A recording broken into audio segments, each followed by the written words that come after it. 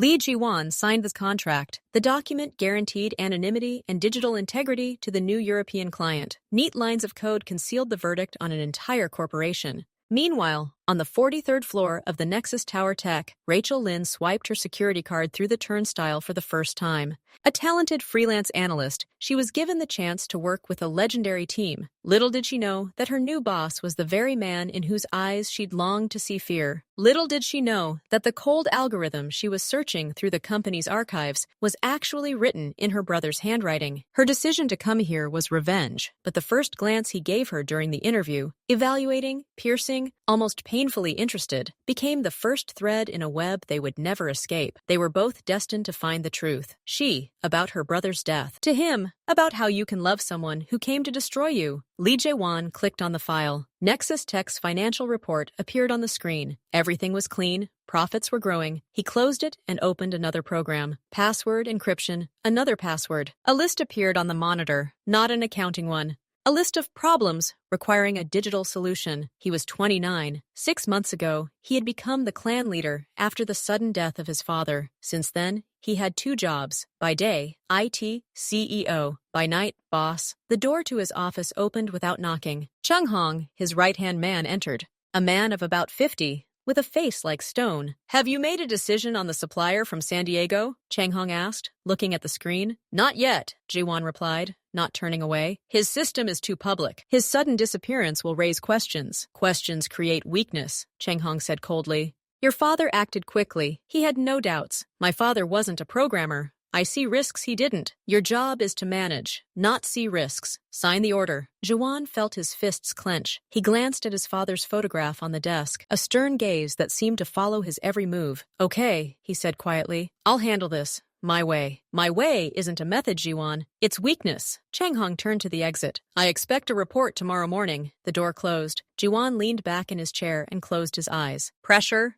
It was constant. His temples pounded. "You have to. You must. You're the last one keeping this from collapsing." He opened his desk drawer. Inside lay an old, dusty notebook with his own sketches, ideas for new apps, algorithms. Nothing criminal. Dreams. He tossed the notebook back and slammed the drawer shut. There was no room for dreams here, only burden, and the fear that one day it would crush him completely. But he couldn't fall. The entire clan stood behind him. He turned back to the screen and slowly, as if putting a weight on himself, began typing the order for the digital liquidation of the San Diego supplier. Each letter left a bitter taste in his mouth. This was the price of his title.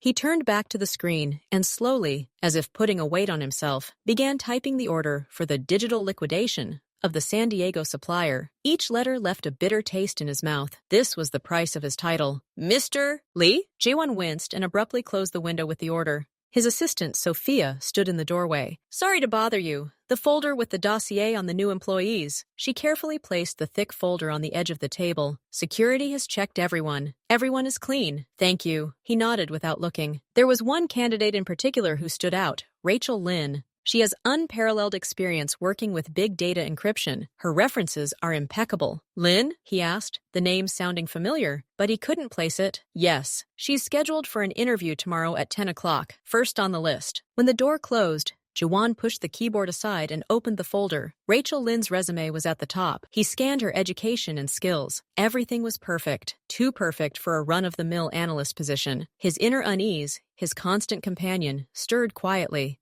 He printed out the photo from his resume. The woman looked at the camera with a cool, almost detached confidence. Her eyes held more than just professionalism, but a steely intent. It was the look of someone looking for more than just a job. Jae-won pinned the photo to the corkboard next to his monitor, where network attack diagrams and financial reports were already posted. The human face looked out of place next to the numbers and codes. He didn't know why he'd saved the photo. Perhaps because this look was the complete opposite of what he saw in the mirror every day. In her eyes, there was clarity of purpose. In his, only the weight of duty. Tomorrow, he would look into her eyes in person and decide whether this clarity was worth his attention. For now, he needed to complete the order. He opened the window again, found the last line, and gritting his teeth, signed his digital signature. The task was sent to the system, another step into the darkness. He turned off the light in the office and left, leaving a photograph of a woman on the desk, her own darkness already moving toward him. This darkness lived in a small apartment in the Silver Lake neighborhood. Rachel Lynn sat in front of 3 monitors. On the central one was a code, encrypted files she had been dredging up from the depths of the internet for 2 years. On the left was a photograph, her brother David, smiling, wearing glasses. On the right was a news article from a year ago. Young programmer dies in accident, fell downstairs in his own apartment. Rachel didn't believe a word of that article. David was afraid of heights and never left things on stairs. And a week before his death, he sent her a strange message. Rach, I dug too deep into the Nexus. This isn't just code. If something happens, look for the key, an old key to our game. They had created a code as children to hide notes from their parents. The key was their dog's birth date. David used it at the very end. Her phone vibrated. A message from a contact codenamed Explorer. Your documents are ready. New identity, Rachel Lynn, freelance analyst. The references are programmed into the system. Interview at Nexus Tech tomorrow at 10 o'clock. Be careful. Lee Jae-won is conducting the selection process himself. Rachel exhaled slowly. It was all ready. 2 years of preparation for one chance. She printed out her new, perfect resume and placed it next to her brother's photo. I will find them, David, she said quietly. I will find what they forced you to create, and I will make them answer. She stood and walked to the window. Los Angeles at night sparkled in the distance. Somewhere out there, in one of those skyscrapers, sat the man responsible for her pain, the man who thought her brother's death was just an accident on a to-do list. Tomorrow, she would look him in the eyes and begin her real work. She returned to her desk and opened a special folder on the encrypted drive. Inside were not her tech articles, but drafts of an investigation. Headline, Nexus Tech, IT Giant or Digital Mafia? So far, the file had more questions than answers, but she was close. On a separate flash drive she always carried with her lay the only real clue, the one she'd decrypted with their childhood key. It wasn't a file, but a string of code, a strange digital fingerprint. She wasn't sure what it was, but her brother had hidden it deep within his personal files. It was a sign, a mark. Rachel pulled out the flash drive and clutched it tightly. The cold metal cut into her palm. This piece of plastic and code was a bridge between her and David, the only weapon against the people who had entire armies of programmers and all the resources of the city. Her gaze fell on the laptop screen, where the official Nexus Tech website was open. The cover photo showed smiling employees in a modern office, and somewhere behind that facade, the truth. She turned off the monitors. She needed sleep. Tomorrow she would need a cool head, a perfect cover story, and all her composure. She couldn't allow even a shadow of doubt, not a hint of personal pain. Only professionalism, only purpose. As she climbed into bed, Rachel glanced at the glowing dial of her watch one last time. In 10 hours, she would step into the elevator to his skyscraper. In 11, she would sit across from the man who might have ordered her brother erased. She would close her eyes, but sleep would not come. All night, one thought would pound in her head. Find the key, find the application, prove everything. The next morning, that thought turned into action. Rachel stood in the lobby of the Nexus Tech skyscraper, impeccable in a formal suit, briefcase in hand. Her access card, just issued at reception, was warm from the printer. The green light of the turnstile, a soft click. She was inside. She was led into a conference room on the 43rd floor, where 5 more candidates were already waiting. Everyone was nervous, whispering. Rachel sat up, placed the briefcase on the table, and pretended to study her notes. In fact, she was memorizing the layout, the cameras in the corners, the type of access control system on the doors facing the office windows. She was the first to be called. Miss Lin, come over. Shawang's office was just as she'd imagined. Minimalist, expensive technology, panoramic windows, and there he was, at a large desk, younger than in the few photos online. He looked up at her. Miss Lin, please sit down. His voice was calm, businesslike. Your resume is impressive. Thank you, Mr. Lee. She sat down, maintaining a small, confident smile. Nexus is the challenge I've long dreamed of. He asked clear, technical questions about big data analytics and encryption. She answered just as clearly, backing them up with examples from her storied career. Her answers were meticulously crafted, down to the last comma, but she felt his gaze sliding not only over her resume, but also studying her. All her concentration was focused on keeping her eyes from betraying hatred. Why did you decide to leave freelancing for a permanent position with us? He finally asked, putting the folder aside. Rachel paused briefly, as if considering. Scale, she said simply. The data you work with is unique. I want to tackle complex, game-changing challenges, and your company sets those rules. He nodded, and for a second something flickered in his eyes. Not approval, but rather curiosity, as if he detected some other hidden meaning in her words. words. The team will need time to adapt to our internal systems, he said, concluding the interview. Access to the archives will be granted gradually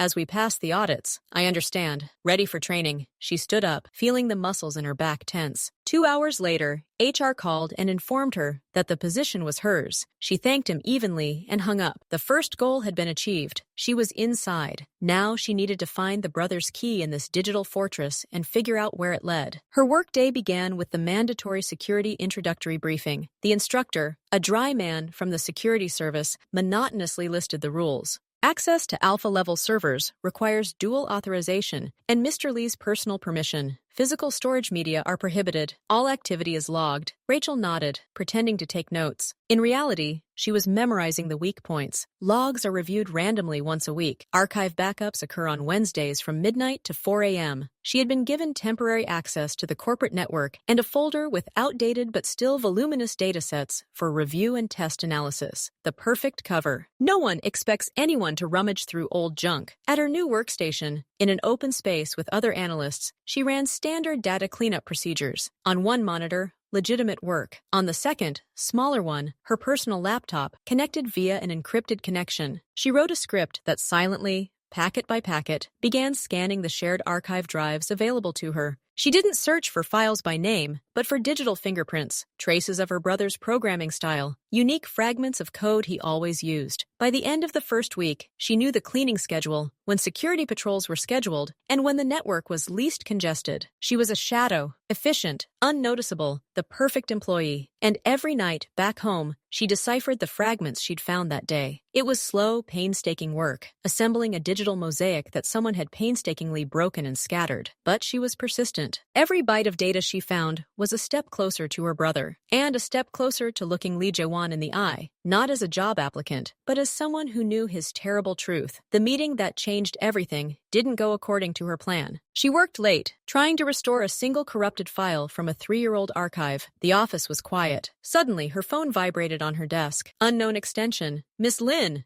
The voice was calm, but she recognized it immediately. Lee Jae-won. Yes, Mr. Lee. Are you still in the office? Would it be convenient for you to come up to my office? I have a question about the report you submitted on Wednesday. It was a test. Dozens of people submitted reports. Her report was technically flawless. Of course. Right now, her heart was pounding, but her hands were dry and cold. She took the laptop, just in case, and took the elevator to the top floor. His office was plunged in semi-darkness. Only the desk lamp was on. He sat at his desk, but he wasn't looking at the monitor. His gaze was fixed on the city outside the window. Come in. He turned. In the dim light, his face seemed tired, almost human. Sorry for the late hour. Your analysis of the anomalies in the logs for 2021. You pointed out a discrepancy in the timestamps. Yes. She sat down in the chair opposite. The difference is 37 milliseconds. It could be a server synchronization error, but I've ruled that out. It's manual intervention. Why did you decide to dig through these logs specifically? He asked, watching her reaction carefully. Protocol says to check for any anomalies, she answered evenly. It could be a sign of a break-in attempt, or human error. I'm checking all the possibilities. He nodded slowly. Then he pushed the keyboard away and folded his hands on the table. Human error, he repeated, and a slight bitter irony sounded in his voice. More often than not, that's the problem. You're doing a good job, Miss Lin. Too good for someone who's only been here 2 weeks. A tense pause hung in the air. She felt a chill run down her spine. Does he know something? I'm just doing my job, she said, looking him straight in the eye. Their eyes met, and something happened. The cold assessment in his gaze suddenly wavered, replaced for a second by something else. A sharp, lively interest, almost a challenge. She saw in him not just a boss, but a person who was also looking for something, and that was dangerous. She felt a strange, nervous pull, like an electric current running between them. Yes, he said quietly at last, looking away. You do. Keep it up, and don't stay out too late. The city can be dangerous at night. Was that a warning or a concern? She didn't understand. Thank you. Then I'll go finish up. She stood up, gathering her things. As she left,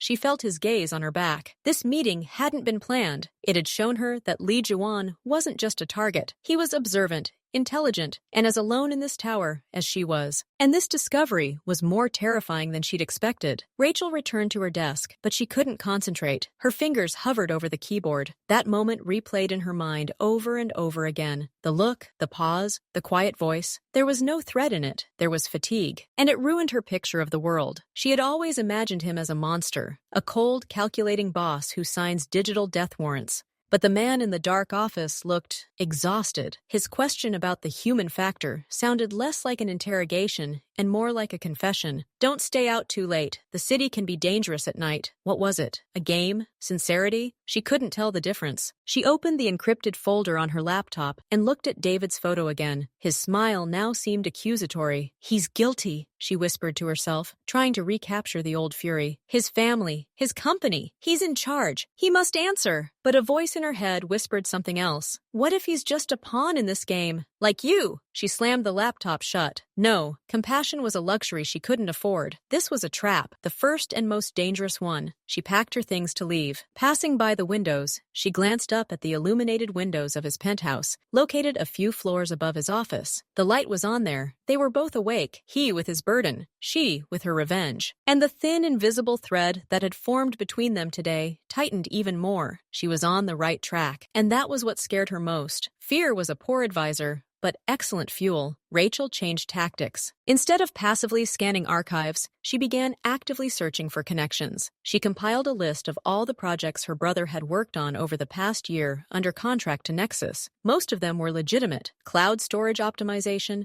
encryption for bank transactions. But one internal project was listed under the obscure name Ceramics. All the files on it had either been deleted or marked as highly classified. However, shadows remained in the systems, entries in access logs, mentions in internal correspondence between departments. She collected these crumbs like an archaeologist. It was in one such log, in the line indicating a backup error, that she found it. Not the full key, but its echo, a hash sum, a digital fingerprint of a file that once existed. The hash matched perfectly with the string of code from the flash drive her brother had left her. Her hands trembled slightly as she compared the data. It was a bridge. This hash key could be a password, an ID, or an address. She launched a specialized utility, which began checking the hash against every internal network resource she could reach. The search proceeded slowly, so as not to arouse suspicion. 3 days later, the utility returned a result, a match. The hash key was tied not to a server in the office, but to a dedicated, isolated storage facility. The physical address of this storage facility was encrypted, but a network packet trace pointed to one location, a private network segment that originated not from the office building, but from the luxury residential complex across the street, the same one with the penthouses on the upper floors. Rachel leaned back in her chair, her vision darkening. It all fit. The secret vault, the personal server she'd suspected, wasn't located in some secure data center. It was at his home, in his impenetrable fortress. Now her mission had become exponentially more difficult. Infiltrating the office disguised as an employee was one thing, but how to gain access to Lee Jae-won's personal space? The key had been found, but the door it opened was across the street, behind 24-hour security, biometric locks, and walls of glass and steel. She glanced at the windows of his penthouse. Now they signified more than just his presence. They signified a target. It was both within reach and a world away. The thought haunted her. She knew where to look. Now she needed to find the when and the how. Rachel began her surveillance. From the window of a small cafe across the street from the apartment complex, she jotted down his schedule in a notebook, what time he usually arrived, when he turned out the lights, the days he had late meetings.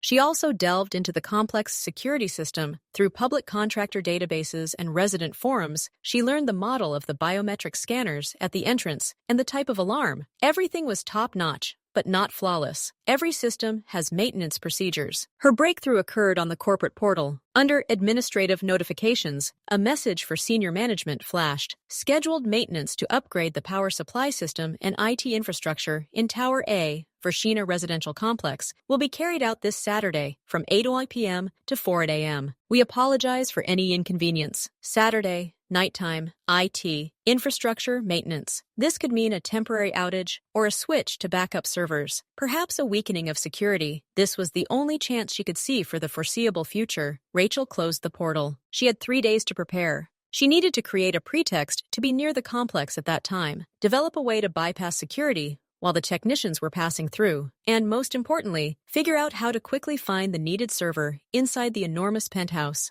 She opened a diagram of the residential complex found in the archive of construction plans. His penthouse occupied the entire top floor. The plan indicated a technical room. Most likely, that's where the equipment was. The door to it probably also had additional security. Every step was a huge risk. One mistake, and it was all over. But there was no turning back. Her brother's key was waiting. The truth was there, behind glass and steel. On Saturday, she would either get her evidence or lose everything. But before Saturday, something happened that upended all her calculations. On Wednesday evening, a personal invitation arrived in her work email from Lee Jae-won's office. Subject: private dinner for key employees of the data analysis department. Location: La Cupola Restaurant, private wine room. Dress code: evening. The invitation was formal, but the fact that she was included on the key personnel list after 3 weeks on the job spoke volumes. It was a chance to observe him informally, to study him, or a trap. That evening, the atmosphere at La Coupole was light. The wine flowed freely. Colleagues laughed. Zhuang sat at the head of the table. He was polite, a little aloof, but more relaxed than he was in the office. Rachel tried to remain inconspicuous, but her gaze kept catching his. He was watching her. As dinner drew to a close and the guests began to leave, he unexpectedly appeared next to her at the coat rack. "I appreciate your work, Ms. Lin," he said quietly as she pulled on her coat. "You bring a fresh perspective." "Thank you," she nodded, avoiding his direct eye. "Sometimes that perspective is necessary," he continued, a new, unfamiliar note creeping into his voice. "To see things as they really are, and not as they should be." He paused, looking at the last of the guests leaving. "Want to take a walk?" "My driver will take you later." It wasn't a request from a boss. It was an offer, laced with uncertainty. A dangerous invitation, but to refuse would have been to appear suspiciously timid. They stepped out onto the embankment. The night air was cool. At first, they walked in silence. "Have you ever felt trapped by someone else's choices?" he asked suddenly, not looking at her. His voice was hushed, almost to himself. "That you have to carry something heavy just because it fell on your shoulders on a certain day?" Rachel nearly choked. Her own burden tightened in her chest. "Yes," she breathed, unable to lie at that moment. "I feel it." He looked at her, and in his eyes, she saw the same loneliness that flickered in the dark office. "My company. It's my father's legacy. Sometimes I think I'm simply the custodian of his dream, and he no longer has the strength to dream." He spoke not like a mafia boss,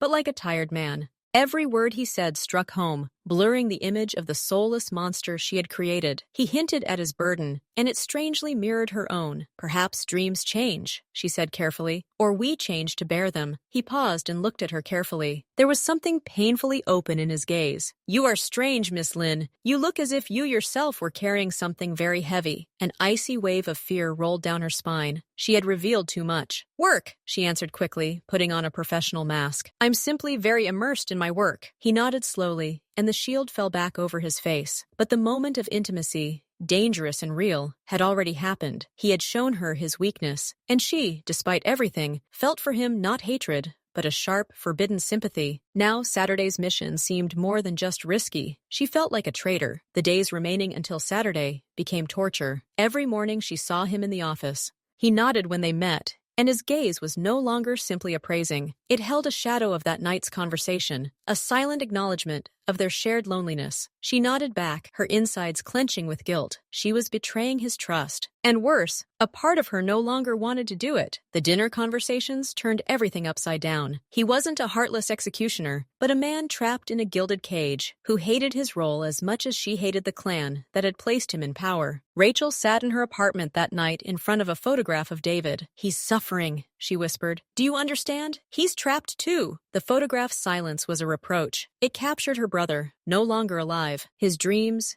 his laughter, his life, all cut short by the system controlled by Lee Jae-won. Whether he liked it or not, he was in charge. The burden of power was also the burden of responsibility for everything that happened under his command. The logic of revenge was ironclad, but now there was a crack in her chest, and something alien was pushing through it. Understanding, pity. "He might not have known about David," a voice inside her whispered. "He said he was just a custodian. Perhaps his father gave the orders." "It doesn't matter," another harsh voice replied. "He benefits from this system. He signs the orders. He allows it to continue." She clenched her fists, her nails digging into her palms. Pain brought clarity back. Feelings were a luxury. Her mission wasn't about him. It was about David, about the truth he was trying to uncover, about the app that had destroyed its creator. She opened her laptop and ran a final check of her Saturday plan. Everything was ready. A fake technician badge, a cracker for older biometric locks, a vulnerability she had discovered, a miniature hard drive for quickly copying data. She had to exploit their convergence, take advantage of that moment of weakness he showed her. If he suspected something on Saturday and tried to contact her, she had to be prepared to respond with something neutral to distract him. Perhaps claim illness. The lie had to be perfect. Rachel closed her eyes. In the darkness, two faces stood before her, Lee Jae-won's tired and sad face, and her brother's smiling one. She mentally reached out to David's photograph. "I'm sorry," she said quietly into the void, "but I have to do this. For you." The guilt didn't disappear. She simply pushed it deep inside, turning it into a cold, heavy stone at the bottom of her soul. On Saturday, she would take this stone with her as additional weight, and she would step into his house to find the truth that would possibly destroy them both. She spent Friday evening nervously checking and rechecking her gear. Every item was packed and unpacked anew. The plan played out in her head over and over. Approach the service entrance during security and maintenance shifts. Exploit a vulnerability in the access control system during maintenance. Enter the penthouse via the freight elevator. Find the technical room. But every time she imagined the moment when her fingers touched the keyboard of his personal server, his gaze from the embankment appeared before her eyes, gentle and tired. She was angry with herself for this weakness. He was the enemy. His world had killed David. Any humanity in him was just another layer of protection, a disguise. She tried to imagine him angry, to remember the cold fury such a man must have, but only his slumped shoulders and his quiet voice came to mind, the keeper of his dreams. "Stop!" she ordered herself out loud. "You don't know him. You only know the legend you created. Your brother was real. His pain is real. Don't let pretty words ruin everything." To be on the safe side, she composed 2 messages. One was for her contact, Guide, requesting a quiet intervention if she disappeared for more than 12 hours. The second was a draft of a letter to Jae-wong in case things went wrong and she decided to reveal everything to him. She didn't send it, just left it in the drafts folder, password protected, a little self-saving lie to herself, as if she still had a choice. When everything was ready, she tried to sleep. Sleep wouldn't come. She tossed and turned, listening to the night sounds of the city. Somewhere out there, a few blocks away, he was probably awake too. Maybe he was also staring at the ceiling, feeling the weight of his crown cage. They were both trapped, he and his father's legacy, she indebted to her brother. And tomorrow night, their prisons were supposed to collide. One of them, or both, might not withstand the impact. Saturday, 8:17 p.m. Rachel, wearing dark work clothes and a fake tech support outside contractor badge, stood at the service entrance to the apartment complex. Real engineers bustled around her, carrying crates of equipment. The hum of the generators drowned out their conversations. She took a deep breath and, blending into the group, stepped through the wide-open door, nodding to the guard on duty, who was engrossed in a radio conversation. Her calculations had been correct. The primary security systems had been switched to temporary backup power, and the biometric scanners on the service elevators had been disabled for diagnostics. Access was granted via temporary electronic keys. One of these keys, a copy made using data from a service newsletter, was in her pocket. The freight elevator slowly ascended to the top floor. Each click echoed in her temples. The door opened directly into the spacious, minimalist penthouse lobby. Gloom, silence, broken only by the hum of machinery somewhere in the background. She froze, listening. No one. The circuit had failed. The technical room was behind a nondescript door, styled to resemble a wall panel. The lock was electronic, but an outdated model. She connected the portable device to it, and after 2 minutes of quiet hissing, there was a click. The interior was cramped with server racks. Blue indicator lights flickered in the darkness. In the center of the room stood a separate, more powerful unit, physically disconnected from the main network. Its casing had no identifying marks. This was what she was looking for. Her hands trembled, but her movements were practiced. She connected her laptop to the port on the server. The screen lit up with a password prompt. It was the moment of truth. She entered the exact string, the key her brother had left. The system accepted it. The drive hummed, and the boot process began. A file structure opened before her. Folders with code names, files with dates instead of names. She quickly found an executable file named Karamica V2.7. Her heart sank. She launched it in an isolated virtual environment on her laptop. An interface unfolded on the screen. Clean, professional, deadly. It was the control panel. A system for scanning for vulnerabilities, hacking accounts, replacing digital traces, completely erasing a person from the internet, their finances, history, social media presence, CCTV footage, a tool for the perfect digital assassination. Under developer in the metadata was her brother's name, David Lynn, and in the operation logs, she saw dozens of entries, dates, target IDs, status, completed. She scrolled through the list, and her eye caught one date, the date of David's death. Next to his own service ID, under target, was the note, forcible termination. Creator termination. The air rushed out of her lungs. She clutched the edge of the table convulsively. This was more than just a tool. It was a killing machine, which her brother had probably created under duress, and which had been used to kill him when he became a threat. The truth she sought was chilling and monstrous. She looked at the lines of code written in David's hand and saw them as his death sentence. Her mission had just become terrifyingly, irrefutably concrete. The words, creator termination, burned before her eyes like a brand. She read them again, then again, trying to find another interpretation. There was none. The logic of the system was ruthless and clear. David was not a victim of chance. He was a target. The target of an operation carried out using his own creation. Rachel automatically copied the entire contents of the Karamica folder to her encrypted drive. The source code, the operation logs, the target lists. Each file was a nail in the clan's coffin. Her fingers flew across the keyboard, her actions automatic, while her mind tried to comprehend the scale of the nightmare that had unfolded. She imagined him, her brother, sitting at the same desk, writing these lines of code. Did he know what it would be used for? Had he created it under threat? Or was he, carried away by a complex technical task, simply turning a blind eye to the possible consequences,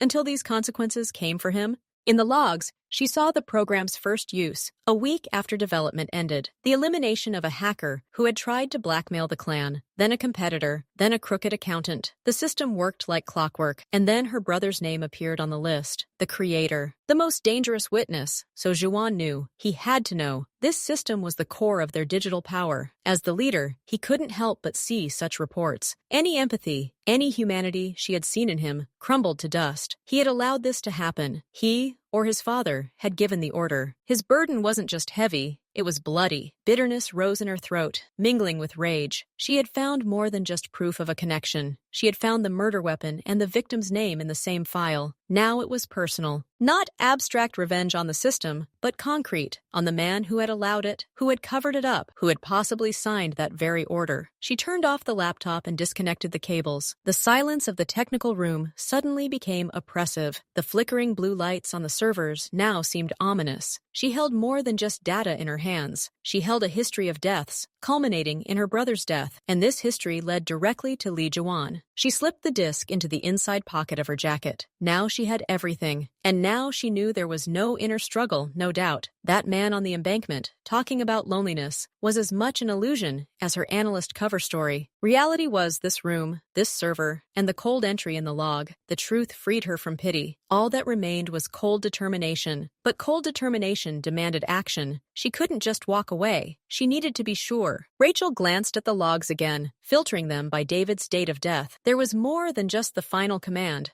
There was a chain, a request for access to his personal data, tracking his location via smartphone, remotely activating the microphone on his laptop the day before the incident. They listened to him. They knew he suspected something, that he was digging. And then, the final entry, activating protocol accident, target, David Lynn, method, correcting home system data, error in the operation of the lighting sensors on the stairs, adjusting the timestamps of the cameras, status, completed. They didn't just kill him. They staged the whole thing, created a perfect digital picture of the accident that no investigator could dispute. And all this through the interface of the program he had poured his talent and months of work into. Rachel felt sick. She leaned against the cold server rack for support. This was worse than she could have imagined. Her brother had become a victim of the digital monster he had created. And Juan, no matter how much of a guardian he considered himself, was part of this machine. His hands were covered in that blood too, even if he hadn't pressed the button himself. She made the last, most crucial copy, a full dump of the server's RAM, where any unlogged control sessions might remain. It took several long minutes. Every second hung over her like the sword of Damocles. Finally, the process was complete. She carefully erased all traces of her connection, restored everything to its original state. She had everything. Evidence, motive. Now she needed to get out, write the article, and bring this world down. Now, with her brother's name in the murder logs, she had no doubts. Li Juan was no longer human. He had become a target, and she knew how to destroy him. The door to the technical room was almost silent when she opened it. Rachel cautiously peered into the dark hallway of the penthouse. Empty. She took a step outside, and at that moment, the locks in the hallway clicked, and the light came on. Li Juan stood in the doorway, wearing a simple dark sweater and holding a tablet. He was about to check something, his gaze absent-minded. He looked up and saw her. His expression at first registered confusion, then instant calculation, her appearance, her position, the open door to the utility room behind her. Confusion gave way to shock, and shock to an icy, instantly flaring rage. He understood everything in a split second. "You!" he blurted out in a low, hoarse voice, a storm raging in it. He tossed the tablet onto the couch and took a step forward. His body tensed, ready for action. His eyes burned with searing anger and, worst of all, a bitter, sharp disappointment. Disappointment in her. In the image he had apparently begun to construct in his head. Rachel backed against the wall, instinctively protecting the pocket with the disc. She saw him assessing the distance, his options. He was between her and the exit. In his world, there was only one punishment for such an offense. She saw the thought flash through his head and braced herself for a blow, a scream, anything. But she wasn't going to just stand there and wait. She was giving her strength. She straightened up, looking straight into his angry face. "I found it," she said, and her voice, to her surprise, didn't waver. "I found what my brother created." His rage was momentarily replaced by a spark of incomprehension. "Brother? What?" he growled. "The program," she continued, not looking away. "Ceramics. The digital assassination system. The very tool you killed him with when he became inconvenient." Her brother's name, spoken here, in his lair, sounded like a death sentence. Zhuang's face distorted. It wasn't feigned ignorance. It was shock at hearing a truth he perhaps didn't know in detail, or didn't want to know. The rage in his eyes turned to confusion, mixed with something akin to horror. Her words struck not at the mafia boss, but at a man who had just realized the depth of the quagmire he stood in. He froze, his fists unclenched. He looked at her no longer as an enemy who had infiltrated the house, but as a messenger.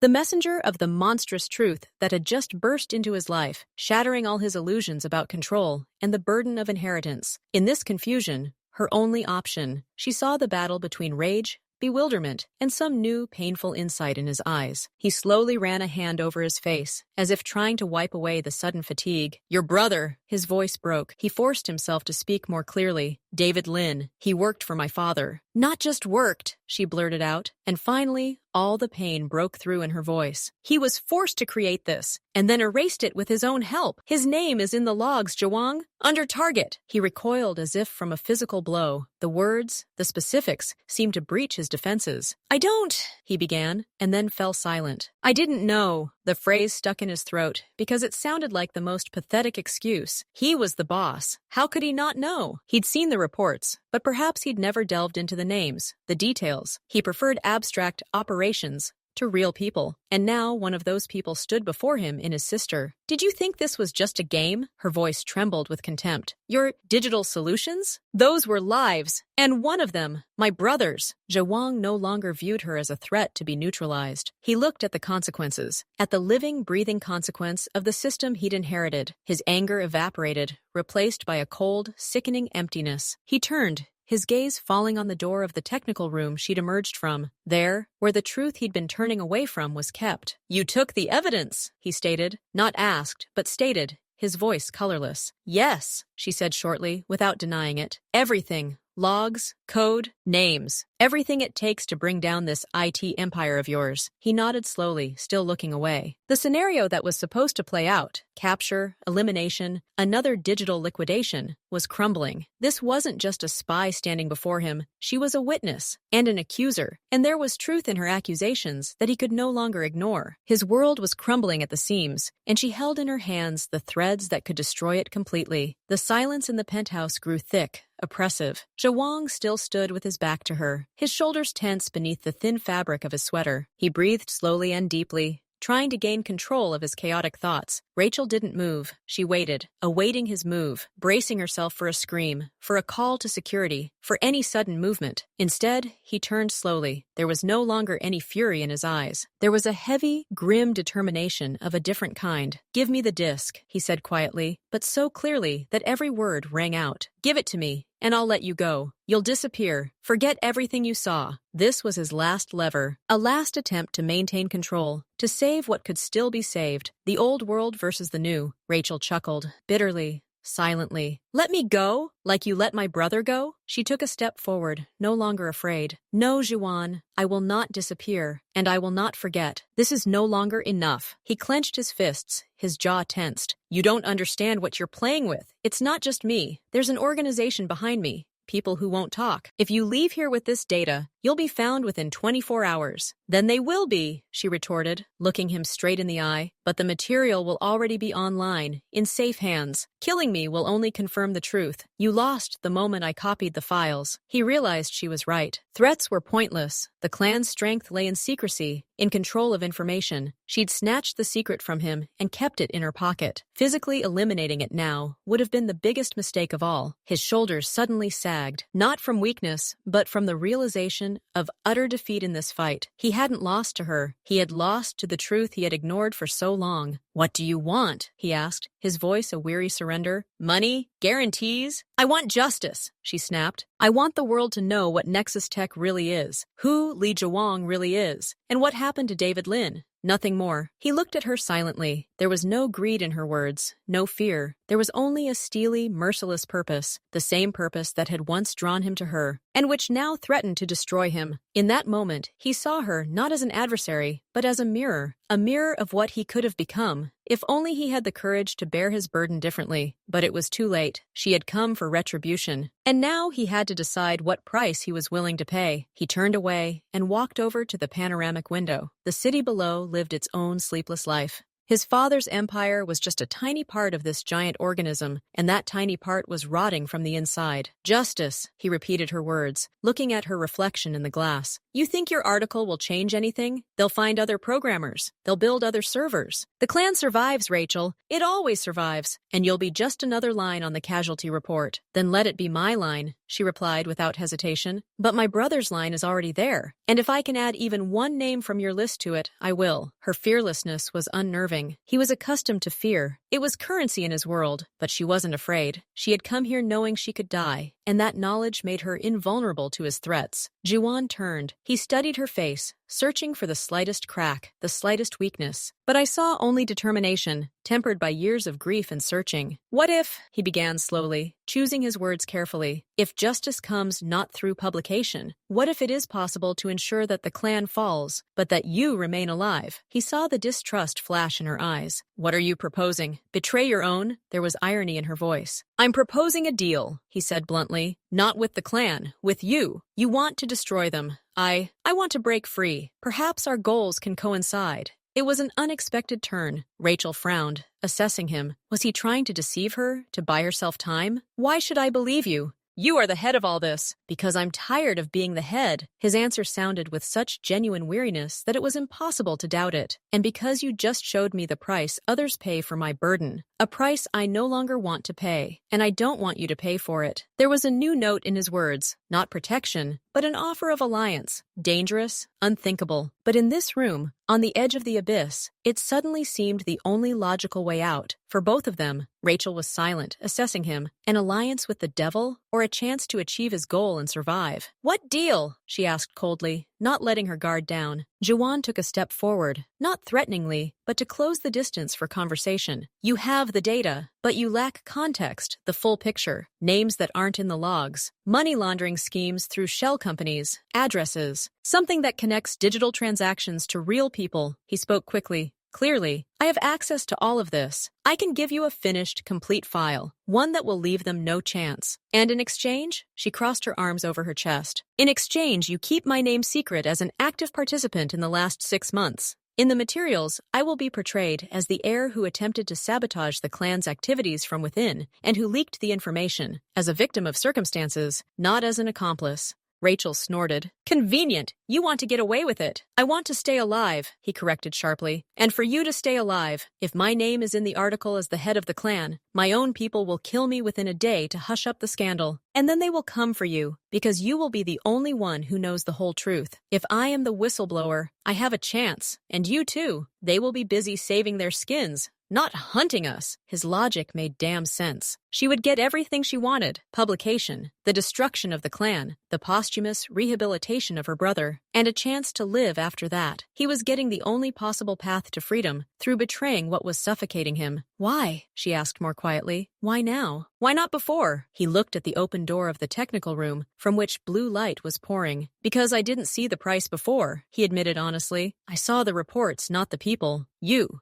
made this price real. You broke into my house and showed me blood on my own computer screen. I can't pretend it's not there anymore. Rachel nodded slowly. She believed him, not because she was naive, but because she saw in his eyes the same change that happened in hers when she read the line about her brother's liquidation. It was a moment when illusions collapsed, revealing an ugly, but the only reality. Okay, she said, a deal, but I will check everything. Every file, every name, and if I find the slightest attempt to deceive me, then you will publish the truth about who I really am, he finished for her. I understand that. He extended his hand, not to shake, but as a gesture of agreement. She didn't take it. Instead, she took a miniature hard drive from her pocket. Let's start with this, she said. Tell me everything. Now. Work began immediately. They did not leave the penthouse. Transferring the data was too risky. Jawan brought his secure laptop, and they sat at the large kitchen table. She inserted the disk.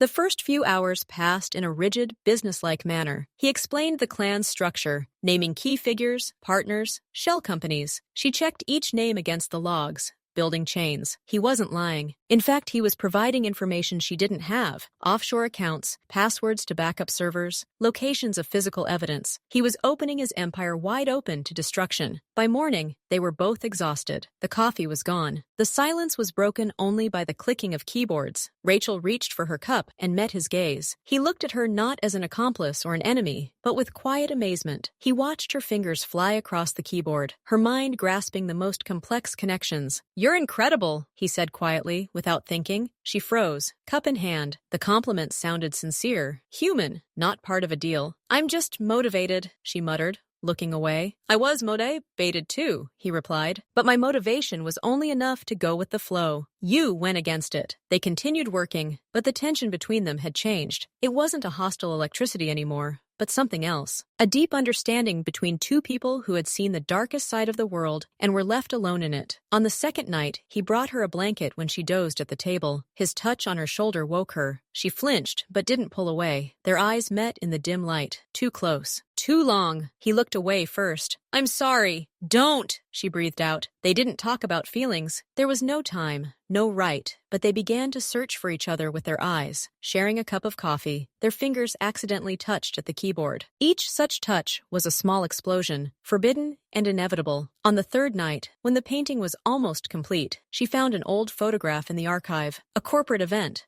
Young David stands among a group of employees, and in the background stands Jae Wong's father. She froze, looking at the photo. He came up behind her to look. He saw her brother, then his father. His breath touched her neck. Forgive me, he whispered again, this time about something else. She turned around. There were no tears. There was only an immense, all-consuming fatigue and pain, and he stood before her, sharing both. He was part of her nightmare, and he was the only one who fully understood it. She didn't remember who made the first move. Perhaps she, perhaps he. But the next moment, her lips were on his, and his hands were on her back, pressing her to him with desperate force. It was not a gentle kiss. It was an explosion of all the pent-up tension, fear, loneliness, and that strange, distorted intimacy that had grown between them on the ruins of his empire. They did not speak of love. The word would have been blasphemous here, among the files of murder evidence. But what arose between them was stronger. It was a confession. You saw me for real, at my worst, and still you stayed, and I saw you, and we were both broken by this world, and now we only had each other to hold us together. After that kiss, everything changed. The deal was no longer just a deal, it was now a shared journey. Their goal, to destroy the clan, took on a new personal dimension. For Rachel, It was still vengeance for her brother, but now it was also liberation for the man she had come to love against all odds. For Zhiwang, it was no longer an escape. It was atonement, a chance to wash the blood from his father's legacy, not just by leaving, but by action. For her, he worked with the fury of the converted. He pulled from hiding data she had never suspected, recordings of her father's conversations, encrypted financial flows that led directly to influential politicians and judges. He didn't just provide information, he offered strategy. "You can't just dump it all at once," he said, plotting a connection diagram on the screen. First, they needed to bring down the financial framework, publicize the offshore schemes. When clients and partners started fleeing and reporting them to the police, the system would begin to crumble. Then, the names of the militants and killers. And only at the very end, the connection to Nexus Tech and the ceramics app, so they wouldn't have time to hide everything. Rachel listened, impressed. He didn't think like an avenger, but like a strategist who knew the enemy from the inside. A new fire burned in his eyes. Not despair, but purpose. His burden hadn't disappeared. It had transformed. Now he bore it not as a passive heir, but as a man determined to tear it apart from the inside, to build something pure on its ruins. For her, for the chance to start over. With her. One night, when they were once again sitting until dawn, he suddenly said, "After all this, if we survive, I'd like to leave, far away from here. Do something simple, real. Maybe open a small development studio for pure apps to help people." He spoke, looking not at her but at his hands, as if ashamed of this unthinkable dream. "I would like to see it," she answered quietly. He looked at her, and there was such fragile hope in his gaze that her heart sank. For the first time, he allowed himself to think about the future, not as a continuation of the nightmare, but as something bright. And she was part of this picture. His love for her had become not a weakness, but his greatest strength. She gave him what he had lacked all these years, not just a reason to throw off the yoke, but a reason to fight for something after. She became his anchor in reality, his compass pointing to purification. He no longer wanted to simply disappear. He wanted to destroy the darkness of his past, to deserve a bright future. With her. This hope made him reckless. He began to disregard elementary caution. Previously, he had always given orders through encrypted channels, with delays. Now he could turn off his work phone for an hour to be with her, without worrying about who would be looking for him during that time. He began to spend less time on ritual meetings with Chang Hong, brushing off his reports. His thoughts were occupied not with defending the empire, but with plans for its destruction and how to carry them out without offending Rachel. He stopped noticing the wary glances of his right-hand man. Chang Hong, a man of the old school, sensed the change. The boss had become different, absent-minded. Too often, he secluded himself with this new analyst, Rachel Lin, under the pretext of working on special projects. His former cool detachment was replaced by a strange, hidden preoccupation. One late evening, Chang Hong found them in a half-empty office. They stood by the window, not touching, but the distance between them was electric, not professional. Jiwan was saying something to her quietly, and there was an expression on his face that Chang Hong had never seen before, softness. That evening, Chang Hong gave his first unspoken order to put Rachel Lin under surveillance. He distrusted sudden changes, and the boss, blinded by something, had clearly let his guard down. For Chang Hong, the clan and its stability were above all else, above even the boss himself. If Li Juan was a threat to his father's legacy, that threat had to be dealt with, and it was necessary to start with the weakest link, the woman who had brought this chaos. The surveillance yielded nothing concrete. Rachel was cautious. She and Jaewon met only in his penthouse, away from prying eyes and ears. But Chang Hong didn't need photographs. The changes in his boss's behavior were enough. He saw Jaewon cancel important meetings for personal reasons, how part of the company's resources, powerful analysis servers, were secretly redirected to processing some internal data, accessed only by himself and Lin. Chang Hong's suspicions grew into certainty when he received indirect information through his contact in the IT department. The boss, bypassing all protocol, was making mass requests to archives marked with his father's signature, archives that were supposed to remain closed forever. And all these requests were related to sessions involving Rachel Lin's account. Chang Hong realized the main thing. The boss was airing his dirty laundry in public, and doing it with the help of an outsider. For the old soldier, this was the highest form of betrayal. He was ready for decisive action. He came to Jiwan with another financial report. Jiwan skimmed the document, his mind clearly elsewhere. Everything is fine, Chang Hong. Thank you, he said, about to put the folder aside. There is one more question, Chang Hong said without moving. Regarding the ceramics project, there are anomalies in the access logs. Someone was actively digging through the archives last week. Over the weekend, Juwan became wary, but kept his face impassive. I know. I've tasked Ms. Lin with conducting a security audit of the legacy systems. She's the best specialist for this. An audit, Chang Hong repeated slowly. And for that, you needed access to the kill lists? To the names? A heavy pause fell in the office. Juwan looked at him coldly. Are you auditing my orders, Chang Hong? I am protecting your father's legacy, he answered without hesitation. As always. Even if his own son tries to turn away from it. This was an open confrontation. Juwan realized that there was no point in hiding it anymore. Chang Hong knew everything, or guessed it. Things have changed, Jiwan said firmly. The old methods are outdated. Methods are all we have, Chang Hong snapped. And this woman, she blinded you.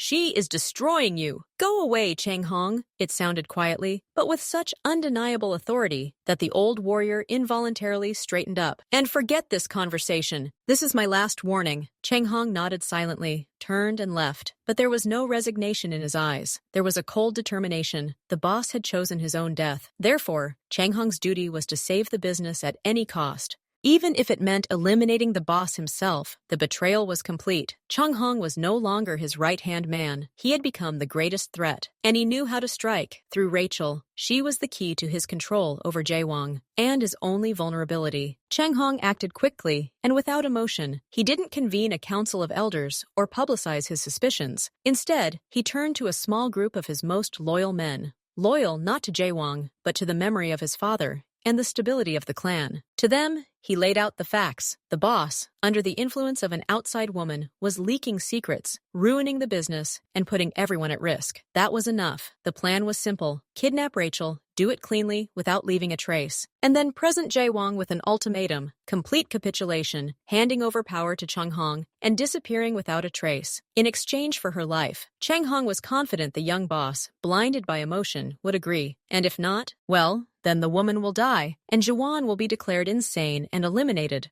Either way, the clan would be saved. He chose the moment when Jaewang was forced to attend an important legal meeting with investors. He couldn't cancel it without raising unnecessary questions. Rachel had been working late that evening at the Nexus Tech office, preparing the final reports for the article. She left the building around 10, tired but happy. The work was nearing completion. The street was almost deserted. She headed to her car, parked in the underground garage. 2 black SUVs pulled up near the entrance. She ignored them, reaching for her keys. That was her last thought before 3 men silently emerged from the cars. One of them threw a chemical-soaked bag over her head from behind. The other 2 grabbed her arms. A second later, her limp body was thrown into the trunk of the first car. The SUVs pulled away and disappeared into the night traffic. There was no screaming, no struggle, a perfect, silent kidnapping. Chang Hong watched the operation from a dark sedan 100 meters away. He nodded. The first stage was complete. Now he had to wait for Lee Jaewang to return to his penthouse and discover the theft. The game was on. Jaewang returned to the penthouse after midnight. The meeting had been a success, but his entire being was tense with anticipation. He and Rachel had agreed to finish the financial section of the report that night. Upon entering, he immediately felt an unnatural silence. Her laptop stood open on the kitchen table, the screen blank from inactivity. A cup of half-drunk coffee. Rachel? Silence. He walked through all the rooms, his heart pounding. She was nowhere to be found. He tried calling. The number was unavailable. Cold panic began to grip his throat. He called security at the entrance to the office complex. The guard confirmed Miss Lin had left work around 10 p.m. alone and headed for the parking lot.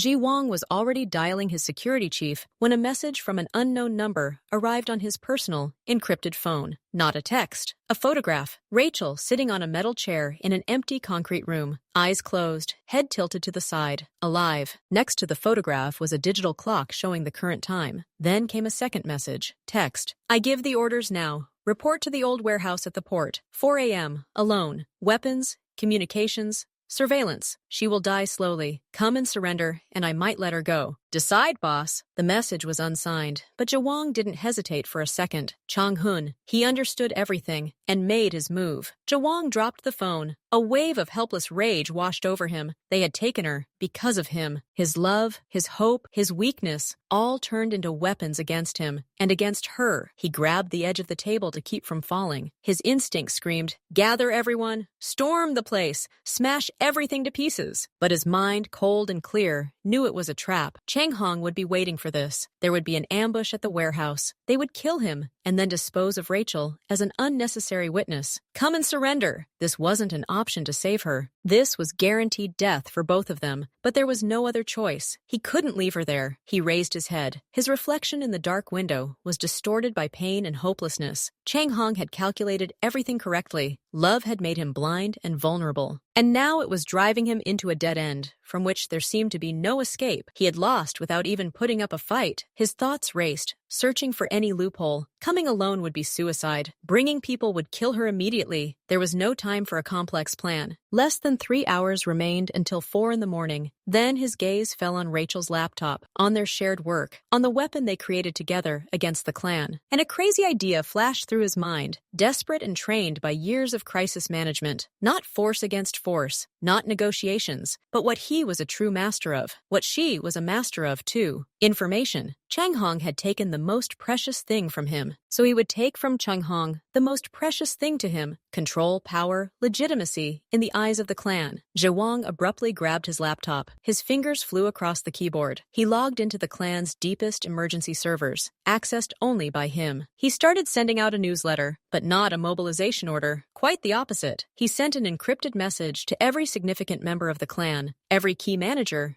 every accountant, short, clear, with attached files, excerpts from the very data he and Rachel had been preparing. Financial fraud, the names of the killers, the money laundering schemes, and most importantly, the name of the traitor, Chang Hong. The message claimed that Chang Hong, seeking power, had kidnapped a company employee and was attempting to blackmail the leader to cover up his years of embezzlement and betrayal. It was a bluff, a dirty, desperate bluff, but backed by the most credible data designed to shock the recipients. He was breaking people's loyalties not with force, but with truth mixed with lies. He was sowing chaos among the enemy while they waited for him in the warehouse. Then he activated the disintegration protocol, a system his father had installed in case the leader was killed or captured. It automatically began blocking accounts, sending incriminating information to external resources, paralyzing the clan's activities. Chang Hong was waiting to inherit the empire. Jawang had decided to leave him only smoking ruins. He looked at his watch. 2:17. He had one more step, the most dangerous one. He had to go to the warehouse, but not empty-handed, and with a remote detonator capable of turning his father's legacy to dust at any second.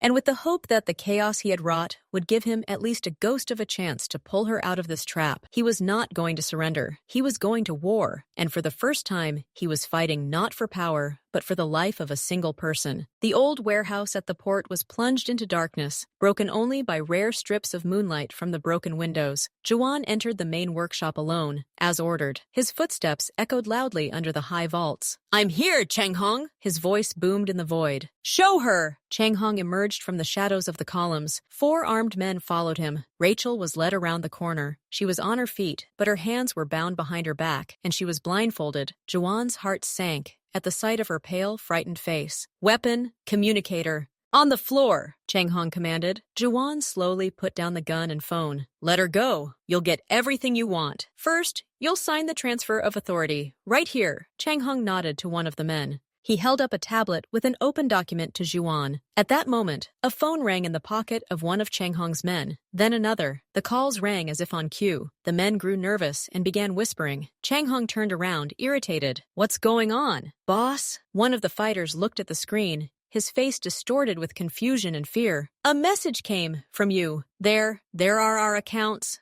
Our names. It says that you are a traitor." The chaos sown by Juan had achieved its goal. A rift appeared in Chang Hong's ranks. He saw it in the looks on his own men's faces. "It's a lie! He's trying to split us!" Chang Hong shouted, but it was too late. Juan took advantage of that moment of indecision. He didn't rush for his weapon. He pressed a button on a small remote control in his sleeve. The lights went out in the warehouse, and outside, in the distance, sirens sounded. An automatic alarm he'd linked to the activation of the disintegration protocol, sending an anonymous call to the police about a shooting at the port. Confusion erupted in the darkness. Someone shouted. Jaewon, tracing his steps from memory, rushed toward where he'd seen Rachel a second ago. He bumped into one of the men, pushed him aside, and was hit in the side. But he didn't stop. His fingers found the fabric of her jacket. "It's me!" he whispered, ripping the blindfold from her eyes and cutting the ropes on her wrists with his knife. She coughed, but instinctively grabbed him. In the headlights of the police cars approaching outside, he saw Chang Hong aiming a pistol at them. Jaewon pushed Rachel behind a pile of crates and covered her with his body. The shot resounded loudly. The bullet struck metal somewhere nearby. Police shouts could be heard. "Stop! Drop your weapons!" A shootout broke out between Chang Hong's men and the police. Jaewon, clutching a trembling Rachel, crawled toward the back entrance he'd marked on the map earlier. They stumbled out into the cold night air and disappeared into the maze of containers, while the main focus was on the main entrance. He had saved her. They were alive. But sitting on the cold concrete between two shipping containers, listening to the distant sirens, Jaewon realized a terrible truth. His love for her, his desire to protect her, had driven him to abandon every resource, every cold-blooded calculation. He had burned everything he had, his empire, his reputation, his control, for one life. He looked at her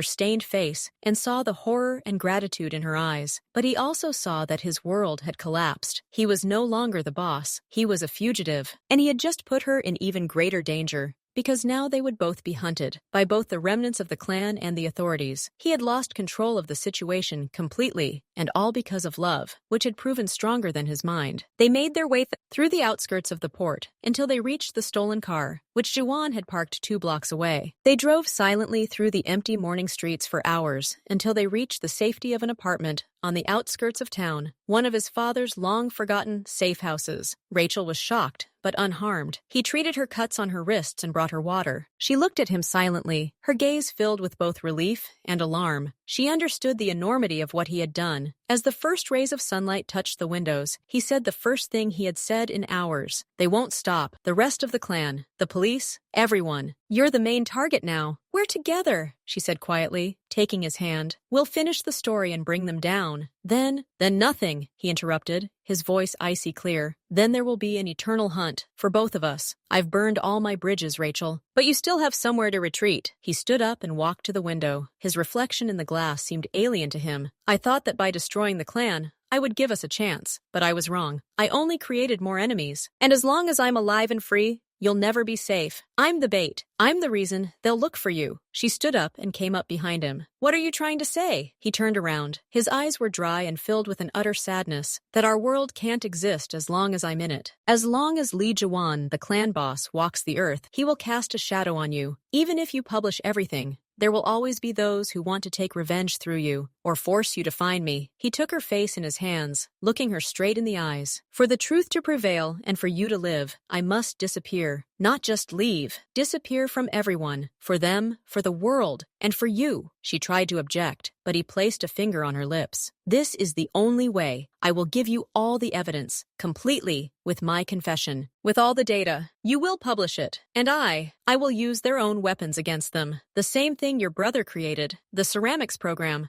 He saw her eyes widen in horror and understanding. "No, you can't." "I can. It's perfect. They'll believe it. Elimination through the system they created. Digital death. I'll erase all traces of myself, all evidence that I'm alive. In the world, Lee Jaewon will die, and the hunt will end. And you will get more than just revenge for your brother. You will get freedom. Real freedom. This wasn't an escape. It was a strategic retreat at the cost of his own life in the eyes of the world, the highest price he could pay, to give her a chance to live without his curse. She fought, screamed, begged, but he was relentless. His calm held the steely determination of a man who has found the only way out of a labyrinth. He showed her the plan. They spent 3 more days together in that safe apartment, not as lovers, but as allies on a final mission. He systematized all the data, financial flows, names, addresses, decrypted conversations, murder logs. He recorded a video confession in which he detailed the clan's crimes, the Ceramica system, and the death of David Lynn. He identified himself as an accomplice and heir, taking responsibility for everything. He didn't make excuses, he accused. Then he rigged the Ceramica program to target one thing, himself. He created a digital trail that would lead anyone who tried to find him to irrefutable evidence of his death. A gas explosion in a remote house purchased under a false name, falsified security footage, falsified remains based on DNA from an old medical record. Everything was meant to look like the work of competitors or the clan's revenge for betrayal. "You'll have a week," he told her on the last morning. He handed her an encrypted solid-state drive. "It's all here. The key is the date we met for the interview. In a week, unless I cancel the operation,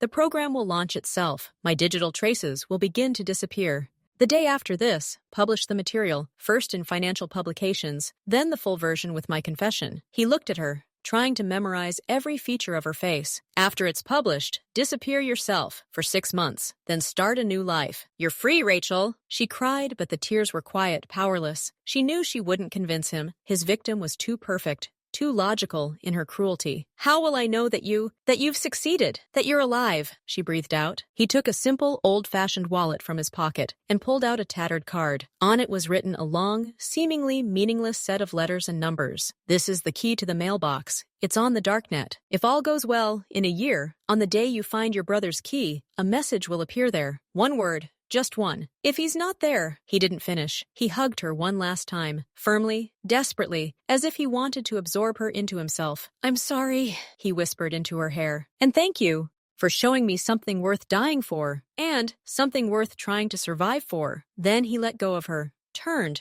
and walked out the door without looking back. He didn't see her slowly sink to the floor, clutching the drive and the card, her body racked with silent sobs. Jiwan had done everything according to plan. He had launched the program, created a digital ghost of his death, destroyed the last connections. The world believed that Lee Jiwan, the criminal IT genius, was dead, destroyed by his own system. The hunt was over. And he himself, with a new face, a new story, and an emptiness in his chest, dissolved into the world, leaving behind only a mountain of digital ash and a woman who now had to live with his memory and the truth bought with his life. Rachel spent the next week in a daze, interspersed with bouts of feverish activity. She waited for the cancellation of the operation that never came. On the appointed day and hour, she watched as the first news began to surface online. The head of the criminal IT clan, Lee Jiwang, allegedly died under mysterious circumstances. Then more details. Explosion in a private home, DNA matches. The world swallowed this lie, presented as a sensation. The next day, she carried out his will. The material came like a tsunami. First, dry financial revelations in reputable publications. The flood was too massive to ignore. Then, when the first defendants in these charges began to be arrested, the full dossier appeared online. Jiwang's video confession, the Ceramica logs with her brother's name, the lists of victims. It was the end. The remaining clan members rushed to save themselves, not seek revenge. Rachel, as he had ordered, disappeared. Using the skills she'd acquired during her investigation and some of the funds Jiwan had prudently siphoned off to her dummy account, she fled to a quiet country in northern Europe. She lived in a small house near the forest, keeping to herself. The days passed slowly. She was writing a book, the full story, not for publication, but to keep herself from going crazy. Every morning, she checked that dark web inbox. Emptiness. A month. 2. 6 months. Hope melted with each passing day, like ice under the weak sun. Perhaps his plan had failed. Perhaps he had been found. Perhaps he really did choose to die to break the cycle. The anniversary of her break-in to the penthouse, the day she found her brother's key, arrived on a cold, foggy morning. She had almost given up hope. Mechanically loading an encrypted browser, she entered the cherished address and password. The inbox, always empty, this time contained a single email. No subject. The body of the email, not a word, but coordinates, latitude and longitude, and a timestamp, tomorrow, 3:00 p.m. Her heart pounded so hard in her chest that she could barely breathe. This wasn't a prearranged sign. It was an invitation. It could have been a trap, but who else knew about this box? Who knew the significance of this date? She couldn't understand anything. All she could do was act. She dropped everything, boarded the first plane to the part of the world indicated by the coordinates. It was a quiet coastal village in Southeast Asia. At the appointed hour, she stood on a deserted beach, gazing at the horizon. And then she saw him. He was walking along the water's edge, barefoot, in a simple light shirt. Not a ghost, not a mirage. Alive, a little thinner, with different hair, but with the same piercing, now slightly less sad gaze. They didn't run toward each other. They simply stood and looked, as if afraid the picture would shatter. Then he slowly raised his hand and waved to her, and she, finally allowing herself to believe, walked toward him, not running, simply step by step, erasing the enormous distance he had created between them with his sacrifice. They met in the middle, not a word, only his hands on her cheeks, her fingers digging into the fabric of his shirt, testing reality, and a quiet, broken whisper that sounded more like a moan. "You're alive! I promised to try," he replied, and for the first time in a long time, something other than pain appeared in his eyes, something very much like peace, and a beginning. They embraced, and in that embrace was the end of the story of Lee Jawan, the Mafia boss, and the beginning of something new, for both of them.